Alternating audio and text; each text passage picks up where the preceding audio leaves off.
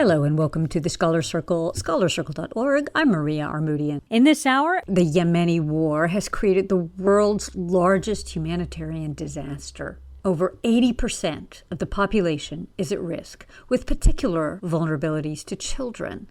And the COVID pandemic has worsened conditions. What are the causes of the war? Why is it not ending? And how can it be resolved? Doug Becker explores. I'm Doug Becker. Since 2014, when the Houthi faction seized this capital city of Sana'a and compelled President Abdurrahman Mansour Hadi to flee to the southern city of Aden, Yemen has been plunged into an ongoing civil war. It has become the most salient battleground for the ongoing rivalry between Saudi Arabia and Iran, and it's been described as the world's worst humanitarian disaster by the United Nations. And the war continues to rage on. On today's show, we will explore the causes of the war, the impact of foreign intervention, and a pathway to a resolution. Our guests are Hamoud Salhi, who is the Associate Dean of International Education and Senior International Officer and Professor of Political Science at California State University, Dominguez Hills. He is a commentator for Arabic media. And Charles Schmitz, who is the Professor of Geography at Towson University in Baltimore, Maryland. He is an affiliated scholar with the Middle East Institute in Washington, D.C. He's the author of the publications Negotiating Yemeni Peace, Deep Divisions and Hard Realities, No Winners in Yemen, and the Historical Dictionary of Yemen. Thank you both for joining us. Charles Schmitz, I'll start with you. Could you give us a description of where the war stands now and some of the reasons why this war continues, persists and seems to not have much of a resolution? Well, first, thank you for having me. So the war's heated up. Biden, of course, pledged to end the war in Yemen, to end U.S. support for the Saudi effort in Yemen. And of course, those were campaign pledges that didn't have a whole lot of details in them.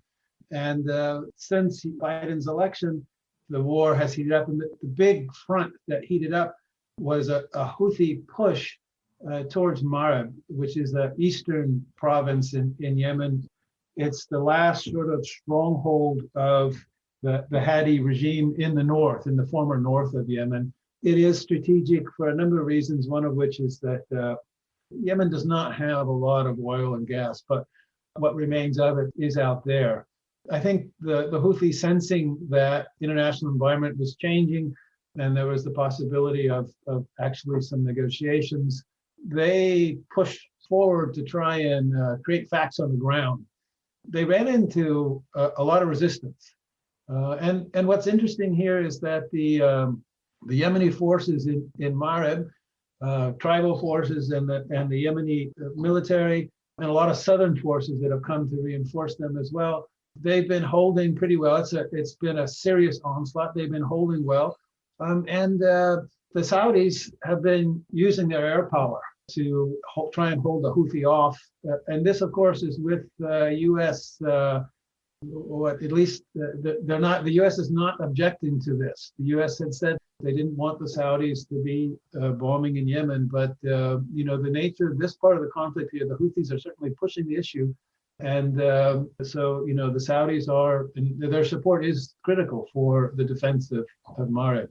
The government forces, the Hadi side there's many aligned forces within Hadi, but as a result of the Houthi push on Marib, I should say that the Houthi have also attacked Saudi Arabia many times. They've been really pushing Saudi Arabia. They seem to be trying their best possible to provoke the Saudis, to show the Saudis that they can attack with impunity. I think as well, as a negotiating card, is to say that you're not going to be able to push us over. We don't want negotiations that bad. We're in a pretty good position here, and you're in a difficult situation. Then on the ground, on other fronts outside of Marib, in Taiz and in the north in Hajjah, there have been advances critical and important advances for the first time by the anti-Houthi forces. And particularly in Taiz, which is an area that the Houthi have blockaded. It's a main city in what we call Lower Yemen. It's still in North Yemen, but it's called Lower Yemen. And it's not seen as a Houthi stronghold, but they've had a blockade on the city for the course of the war so far. And the Hadi side is close to breaking that, which would be a significant shift in the war. It would be a good development for the city of Taiz. And the other development is in the south, where you have some forces that are that have fought Hadi, the Southern Transitional Council, people who are backed by the Emirates and pushing for Southern independence. They've said some interesting things. The negotiated in Riyadh peace with the Hadi forces and the Iraq-Syria is a combined government in Aden right now, but they retain military control of the city. And they have said that if Marib falls, they will negotiate with the Houthi, that's a bold stance. I mean, basically they were saying that, we'll let the Houthi take the north and we'll take the south. The Houthi responded by saying that we will not negotiate with mercenaries. We will deal directly with the foreign powers that are backing the mercenaries in Yemen, who are Saudi Arabia and the Emirates. So the Houthis are claiming control of all of Yemen, and they don't seem willing to negotiate with anybody at this point. So that's sort of the roundup, a heated up front with all sides kind of trying to create facts on the ground before some sort of anticipated negotiations. So now you've referenced a number of different factions within the Yemeni war, so that everybody is clear on this. You've got the Hadi government, that is the officially recognized government, recognized by the United Nations, and UN resolutions have identified this. And they have the backing of Saudi Arabia and Saudi Arabia's allies. You mentioned the Emirates, who are linked with Saudi Arabia. The Houthis, who as a resistance, or as a rebel force, had seized control of the capital, and their major backer is Iran, from my understanding. And the challenge here is that the Houthis control the capital city, which is in the former North Yemen. The country was unified. We'll get into that in a moment, as to how much of that is part of the conflict. And then ultimately the United States position has traditionally been supportive of the Saudis and opposition to the Houthis. So with that in mind, Hamoud, Salhi, what role have international actors played at either complicating or prolonging this conflict? Or for many places, if the foreign actors just got out of Yemen, the Yemenis could figure out a way to a peace agreement. Is that a fair assessment? It's a fair assessment, but I think we should take it a little bit further and going back deep, not really in history, but the role of what the International Monetary Fund did back in 2000, I believe, in 2000s, maybe I think it's 2013 or so. I'm sorry, before 2011, this is around 2010, where it provided a foreign loan to Yemen on condition, like what the IMF does. There are some reforms we want you to do. And as a consequence, that trickled out into lifting the subsidized items, fuel in particular, and it created sort of conditions for what later became the Arab Spring, or however we define that, in 2011. So the role of international organization, IMF in this particular, can be looked at from the perspective that the economic problems that Yemen was facing at the time sort of contributed to the current crisis. The second thing, when you look at how back around to November or October 2011, when the Security Council sort of came in and endorsed at the time the plan that would, for example, remove Salih from power, the president, with condition that it's very hard to read it, because the UN, according to the UN envoy, Al-Bin Omar, did not endorse what the JCC was pushing, that Salih at the time was in Saudi Arabia, Riyadh, was asking for full immunity. But according to the UN envoy, Jamal bin Omar at the time, he believed that will be against international law. So instead, what the United Nations Security Council pushed is for reconciliation, or what we call the Gulf Initiative. that another intervention in the foreign intervention, however we understood it. But bear in mind, Yemen is in the Gulf region, and yet it is not a member of the GCC. Consequently, one clearly see that such attempt is a foreign intervention. So you have the role of the coalition led by the Saudis in Yemen is a major force. And what that force did is to protect the regions, and particularly Saudi Arabia's interest, the United States along with that. And there they were also not very supportive for a solution that will end, also will contribute to the resolution. Case in point, they launched back, I think, a national dialogue that lasted for about 9 months around 2013. And one of the failure of that national dialogue is its agreement on the first of creating what you call a national united Yemen, while leaving the question of how this federation will function, particularly how many regions will be the sort of structured, the geography of this federation, and the number of how many states or whatever regions you are going to have. Subsequent to that, the two major parties at the time agreed to designate 6 regions and assign the Houthis to the mountainous areas with no access to waters or sea. So that's a second variable that would be, when the UN today supports or supported at the time the national dialogue, that also should be functioning. The third problem, I think, with foreign intervention, beside what it brought, its emphasis, particularly the United States, on the threat of Al-Qaeda, the threat of terrorism, without having a comprehensive strategy or an exit strategy, is the way it approached the political solutions. It is advocating for a political solution, which is the same thing we've seen in Libya, and sort of postponing or taking a step-by-step resolution of the military conflict by believing that if you take one area, control under one city, you can move to the other city. In other words, this strategic incremental approach in resolving the military problem is a serious business. The whole point from all of this is that foreign intervention in Yemen has exacerbated the crisis and contributed to its continuance because of the mere fact that it did not, or it has yet to address the fundamental root causes of the Yemeni crisis. And returning back to the economic issue that I started with is one area perhaps the international organization should be focused.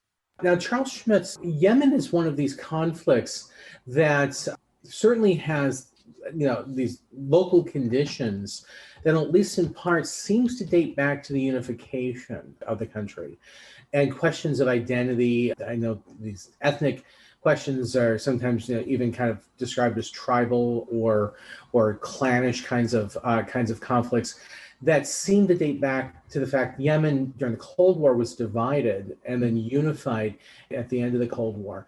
I've always sort of wrestled with this question: is this a country that should seek to divide, or is there a way to bridge the gap between North Yemenis and South Yemenis to actually create a common Yemeni identity?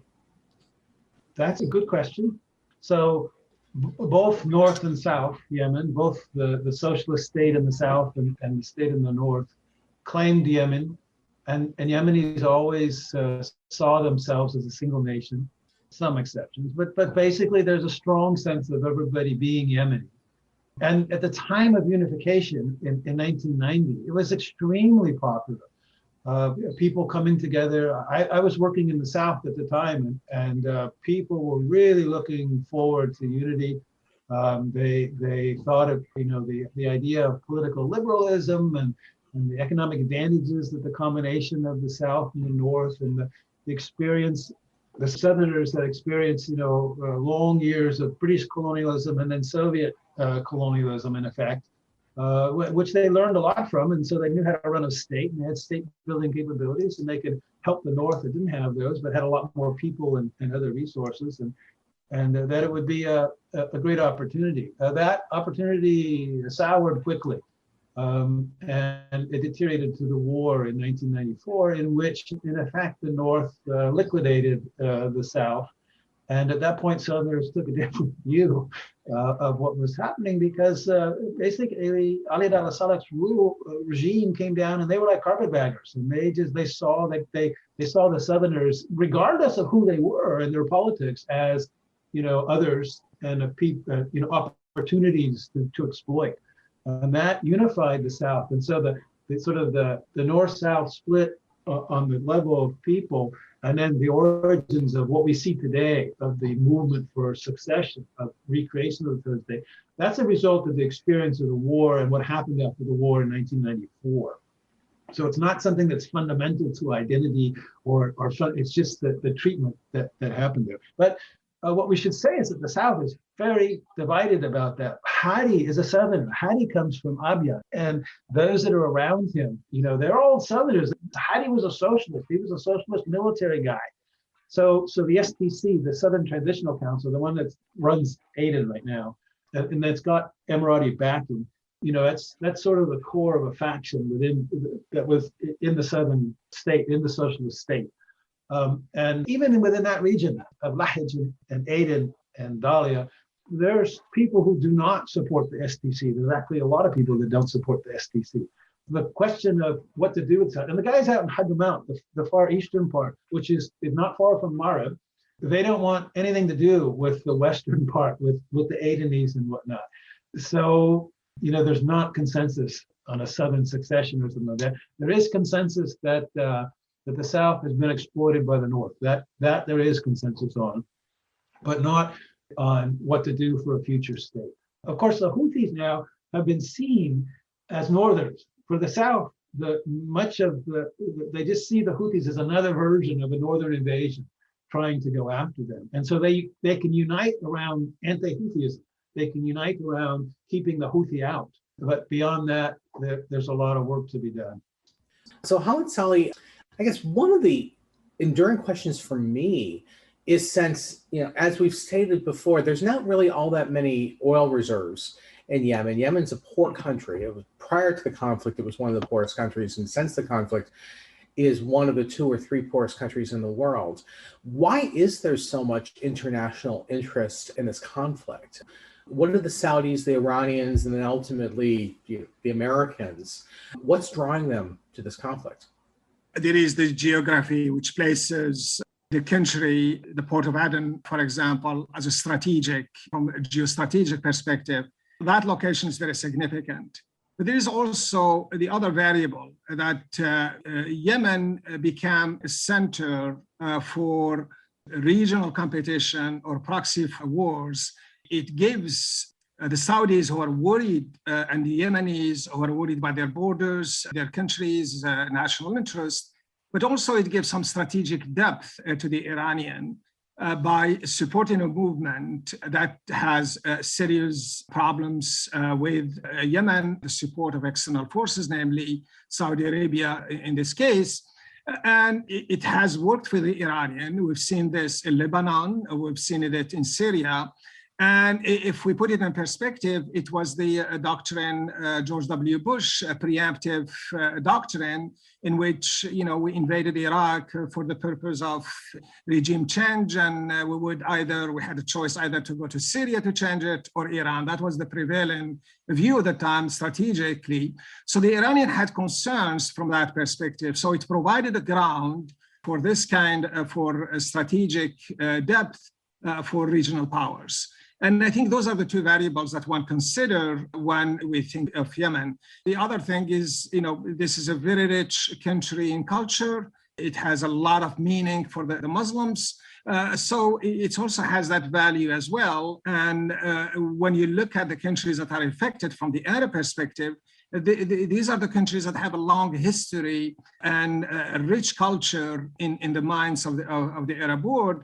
So it also fits into that notion of yet another civilization attack or Western attack, imperial attack against a country that is one of the roots of the Islamic traditions and the Arab culture.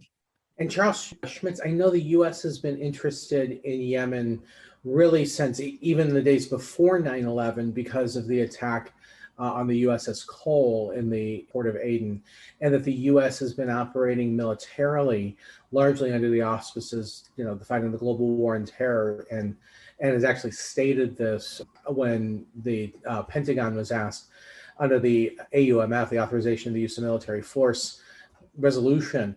Congress asked who is the U.S. at war with, and the U.S. cited Yemen. Is the U.S.'s major interest in Yemen fighting global terrorism, or are there other major interests at play for the Americans? It was terrorism. So the United States, for the longest time, sort of took the lead from Saudi Arabia. Really, a lot of this conflict is that the Saudis fear Yemen. They've got a long border, and there are more Yemeni nationals than there are nationals of all the Gulf states combined, including Saudi Arabia. So they see all kinds of threats from Yemen, and the Saudis want to be the most influential foreign power in Yemen. They see their security in being the most influential foreign power in Yemen. And that's why they're so upset with the Houthis, because the Houthis won't deal. And furthermore, they're friends with Iran. So, I mean, that's just the nightmare. That's just the worst nightmare possible for the Saudis. The Americans, Yemen's a very complex place. And it takes, a lot of astute observation and time and experience. And the Americans didn't, they just let the Saudis tell them what to do until about unification, I think. And that was where, Saudi and U.S. interests diverged, because the Saudis backed the Southerners trying to extract revenge against Ali Abdullah Saleh, who had backed Saddam Hussein. And at that point, the United States was against the war. The United States wanted, fighting not to happen. And at that point, the United States was interested in stability. It's both stability because the United States is the power, is the regional power, and doesn't want revolutions and upheavals and all this. And it's connected with terrorism as well. And yes, the United States, under Obama, in fact, it was Obama that really expanded the drone campaign against Al-Qaeda in Yemen, and it was under the AMUF of 9/11. It was seen as, still fighting Al-Qaeda. It wasn't seen as fighting Yemen. And in fact, what's interesting about this, we'll bring it circle around. Hussein al-Houthi, who's the founder of the Houthi movement, he was very much against, he admired Iran, but he admired Iran in its geopolitical stance. In other words, he saw, a principled stance against U.S. Israeli hegemony in the Middle East. That was his main stance. And he saw the Yemeni regime as sort of subservient to the Americans. And it was in particular with the war on terror. But then secondly, the lead up to the war in Iraq, and which Hussein al-Houthi interpreted as, just another imperial war of the Americans to maintain their hegemony in the region. And he played that very astutely in Yemen. And that's the origins of the Houthi movement. He upset Ali Abdullah Saleh so much that Ali Abdullah Saleh sent the military against him. And, eventually the Houthi won. The Houthi, they fought long insurgent wars against the Yemeni military that had their origins in precisely this issue of the U.S. involvement in Yemen. You're listening to Scholar Circle, scholarcircle.org. I'm Doug Becker. We're discussing the Yemeni War with Charles Schmitz of Towson University and Hamoud Salhi of California State University, Dominguez Hills. And I know that the previous administration, Hamoud Salhi, had really emphasized the need for the U.S. to ally themselves with the Saudis for a whole host of reasons, but I think most notably was the Trump administration's opposition to Iran, that they saw that Saudi Arabia as the most likely partner to help to contain Iranian power. And Yemen seems to be really the battleground for a lot of this question of containment. How much do you expect that sort of unwavering support of the Saudis to continue now that we have a new administration? It's hard to say. On the one hand, I believe the first statement that this administration made was to recognize the humanitarian crisis in Yemen and to push for a diplomatic political solution, typical of what President Joe Biden has been saying, through engagement of international community, and in this case, perhaps the GCC, along the line of the Gulf initiatives for Yemen. At the same time, the president made sure to acknowledge the interest or the right of the Saudis to have weapons for self-defense. And he stopped there from clarifying what those weapons were. He also removed the Houthis from the list of terrorist groups or individuals, and thus opening the door for certain kind of dialogue. I think what's happened in Yemen and probably in Syria, and I could take it further in Libya, and the role in the United States playing in this will be linked to Iran's nuclear deal and the vision of this administration of how it wants to see and how bad it wants that deal. If Biden is set to do all he can, as we have seen here, what's happening in Yemen is an indication or could be easily related to how they perceive the negotiation with Iran and where they go. So far, we've seen mixed signals. And in that perspective, I think it's good to emphasize the humanitarian issue, which the Houthis said, we want to separate that. That's a real cause. I think that should be taken away from presenting a solution for Yemen. It's good to do that. It's good to push for the political solution. And I think the direction is going in that area, despite the complication at this point. But I don't see this administration engaged fully in resolving this conflict without looking at how Iran will react. So resolution to it will be based on that. The support for the Saudis is very clear. Former President Donald Trump was very clear in his interest that the Saudis presented a good business deal and he would not sacrifice it. That's his words. Joe Biden emphasis of democracy, human rights, cooperative relation, engage in international law. When you look at the implementation of it, you really don't see that. There is so much there embedded in what President Donald Trump has taken, except for the fact that President Joe Biden is now reaching more to Iran than President Donald Trump. But that also poses a question, a serious question. What kind of relationship that this administration will want with the Saudis? Because the Saudis, the United Arab Emirates in particular, don't want to rapproche more with the Iranian because they see that as an enemy. And then the whole idea of what is appear most likely is that this alliance between Israel, Saudi Arabia, and the UAE, and the engagement of the Arab normalization, all these factors at play that will have a significant impact on how the United States is willing or is going to resolve and how much it wants to deal with the Iranians.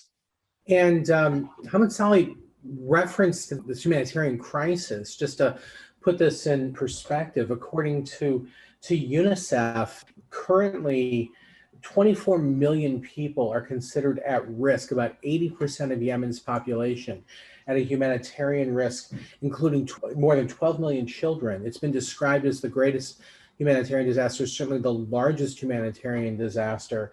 And then on top of that, of course, has been the COVID-19 pandemic, which has done nothing but just exacerbated these challenges, making conditions all the worse in Yemen. So Charles Schmitz, how much is the Biden administration compelled to act based on these humanitarian grounds? And then add to that the other complication under the Trump administration, which is the relationship with Saudi Arabia came under fire because of Saudi actions, specifically the assassination of the journalist Jamal Khashoggi, which had Congress starting to raise questions as to whether the U.S.'s unwavering support for the Saudis, in particular in the war in Yemen, was warranted. So do you expect there's going to be a change as a result of this new presidency? I'm with Hamoud in the sense that, look, the U.S.-Saudi relationship is a very old one. It goes back to, by legend, a meeting on a ship, but Roosevelt and King Abdulaziz at the end of World War II. But the U.S. In the Middle East still, its major ally is the Saudis. and the Gulf states. That's the GCC was created in 1981 after the revolution in Iran. And that's where the US positioned itself. And basically, the US is still there. Trump basically gave the Saudis a blank check to do anything they wanted. And he wasn't really paying attention. Here, Biden and Congress, they want more accountability, but nobody has sort of said, well, this is a strategic ally, and what kind of a relationship are we going to have here, given the realities? And most of them don't know a whole lot about the realities, I think, frankly, of the region. So I don't expect a lot. On the humanitarian front, look, Yemen in the modern era, since the founding of the republics in the 60s, it had two sort of economic booms. The first one was remittances. As the OPEC price hike happened and the Gulf states had a construction booms, it was Yemen that sort of, Yemeni labor that built it all. And then as that economy changed and Yemenis came home, Yemen got its own oil, and Yemen had kind of its own oil boom. And the oil boom, sort of kept Yemen afloat through the 2000s and even up until recently. The oil was running out. Peak oil in Yemen was like 2001, and it's been going down and down ever since. And there's probably not a whole lot more. Of course, the war and instability has prevented any kind of new exploration, but there's not a whole lot more there. And so Yemen was facing, just as the war broke out, Yemen was facing a severe economic crisis. Anyway, Hamoud referenced the fuel subsidies, and that was an issue, and the government was going broke. And it was time for the country to pull together and face a very difficult transition to a non-oil economy. And instead of doing that, the country broke down and had political fights and went to war. And so part of the humanitarian crisis is the fact that Yemen was facing a tough economic transition to a post-hydrocarbon economy, and basically didn't do it, and instead went to war. And during the war, of course, infrastructure has been destroyed. I mean, that's the real criticism of the Saudis, is kind of like, the war effort didn't work in the initial period, and they seemed to take revenge by just blowing everything they possibly could up. And so, medical facilities and bridges and communications and all these sorts of things that have exacerbated the humanitarian situation. So they've lost the income. A big portion actually of the GDP was government salaries, and that's all gone because the oil is gone. And Yemen had been importing a large percentage of its food. That has shifted since the war. Farmers have sort of shifted some of their production, but people's income, people don't have income, and it's become a war economy. So the Houthi live off of kind of severe taxation, and they control the oil in the north, and so they control some of the markets in the north. They've been sort of scraping by with that. The Emirates are paying salaries for their people, and the Saudis are paying salaries for the other, and so it's sort of a warlord economy. That's basically what we have, a warlord economy. And the way you survive is becoming a soldier. If you've got a soldier, you get if somebody in the family is fighting, they get some pay. That helps them to get through. And if you're not, then you're in tough straits. And so the humanitarian situation, all the things you mentioned, there's been cholera outbreaks, the medical stuff, the coronavirus as well has hit, and it's actually hitting right now. One of the Houthi former chiefs of staff apparently just died of coronavirus. There's a wave that's hitting right now. All these things are on top of a fundamental crisis that was happening even before the war broke out. So yes, and the international community has been giving. So we've got an economy that at the beginning of the war was about 30 billion. Right now it's estimated to be about half that, about $15 billion. And aid has been 3 billion, 4 billion, and that 3 or 4 billion in addition to remittances that folks are sending in from outside of Yemen to family members and whatnot. That's what's keeping Yemen alive right now, and they depend on it. So there's got to be humanitarian relief, and countries have got to step up and keep it going, or it's going to be really serious. So this is my last question. I'm going to ask both of you. I'll start with Hamoud with this. We painted a picture of just humanitarian disaster and suffering in Yemen and this complicated conflict. The last question is, how do we see a pathway to peace? I know that one of the challenges has been that the United Nations has a framework for peace. In essence, the Houthis must surrender power, and then they can negotiate their way into some sort of a coalition within a post-conflict government. Of course, the Houthis control the capital city, so it's unreasonable to think that they're going to surrender the city in order to try to negotiate their way back into that. So I guess it's kind of two questions. What are the role of the Houthis in these negotiations, and does this framework need to change? And if it does, how could you suggest that we could change these conditions, or change the peace framework to match the conditions on the ground? We might eventually come to some sort of a resolution and end this conflict. I think the attitude must change of both parties, that they view the conflict as not sort of, and it's hard to say this, a zero-sum game, but rather a win-win solution for all. Now, the Houthis were blamed, or some blamed them, for not giving a political solution a chance. Back in 2015, when the army collapsed, when the Yemeni collapsed, and the whole violence began. At the time, they objected at the plan, which made them sort of not truly representative in the transition government or in the plan for the future Yemen, specifically, that they were not seen as a major power.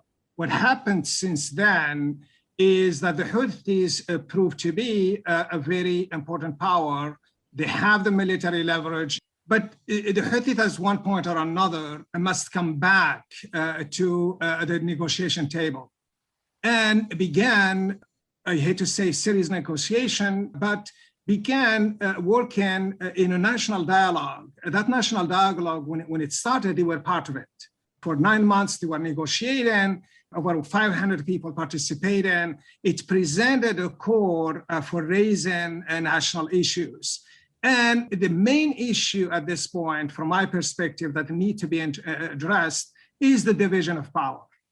We have to sort of take into account that cabinet ministries, that power has to be shared, and where the Houthis could benefit from that.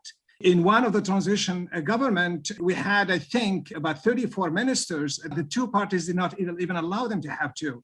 So the problem of the Houthi is very, very important. In other words, you have to create a system where it is representative of all the major political actors. The United Nations Security Council talks about the youth, the women, and the separatists in the south. Connected to that is really the most important thing, is an economic plan where we have to find a solution to ease the burden, this humanitarian burden on the Yemenis. And of course, on the top of that is, we've seen this in Libya, the emphasis on a ceasefire, no intervention in the case of Libya of foreign countries or mercenaries. I think the United Nations Security Council, and maybe this is just asking for the moon, must really be serious about the militarization of this conflict, the introduction of drones, making the war very easy to hit places and so on and so forth. And it's on both sides. And what's happening today with attacking Saudi facilities and so on and so forth is clear indication that the root of the problems must be addressed. And one of them is how to address the militarization of this conflict and in ways that would contribute to the recovery of the economy, the political solution, and the inclusion of all parties, including the Houthis, and more so in and not just in the dialogue, but the actual implementation of the institutions that serve them, and including perhaps how to make this federation or a Yemeni united under a federal system that is representative of the Yemeni. The Arabs will tell you, get out all the foreign problems, let the Yemenis handle it, and we will be okay. But that's maybe also a long dream, I don't know, yeah. And Charles Schmitz, I'll give you the last word. You've written a piece called No Winners in Yemen. Is there a scenario where there could potentially be winners, or at least satisficers who are willing to lay down their weapons to end this conflict? At the moment, I'm pessimistic. Hamoud was referencing the UN resolution 2216. And that one clearly is not realistic at all. It's going to go by the side. The Houthi are the government in the they govern I don't know what it is, 70% of the population, something like this, and they're well entrenched.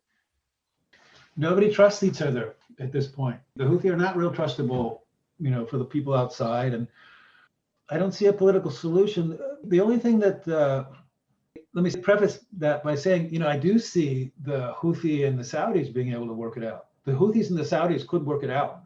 Basically the Saudis want the attacks to stop, and the Houthis have the capability of doing that. The Houthis have control, and they can stop.